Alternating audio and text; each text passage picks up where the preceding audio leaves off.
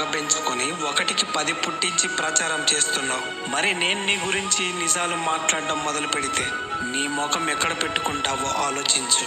చెప్పాలంటే నా ముందు పొగడటం, నా వెనుక తిట్టడం, నేను బాగుపడితే ఏడవడం, నేను బాధపడితే నవ్వడం, నా వెన్నంటే ఉంటూ వెన్నుపోటు పడడం, ఇవన్నీ చూసి చూసి అలసిపోయాను. కానీ గుర్తుంచుకో, కాలం అనేది ఒకటి ఉంటుంది. అది ఎవరికీ సొంతం కాదు. ఈ రోజు నన్ను నువ్వు ఏడిపించవచ్చు, కానీ రేపు అదే కాలం నీకు తప్పకుండా సమాధానం చెప్తుంది.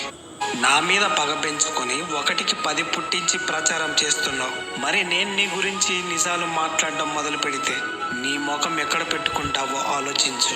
చెప్పాలంటే నా ముందు పొగడటం, నా వెనుక తిట్టడం, నేను బాగుపడితే ఏడవడం, నేను బాధపడితే నవ్వడం, నా వెన్నంటే ఉంటూ వెన్నుపోటు పడడం, ఇవన్నీ చూసి చూసి అలసిపోయాను.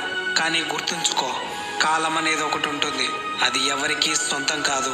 ఈ రోజు నన్ను నువ్వు ఏడిపించవచ్చు, కానీ రేపు అదే కాలం నీకు తప్పకుండా సమాధానం చెప్తుంది.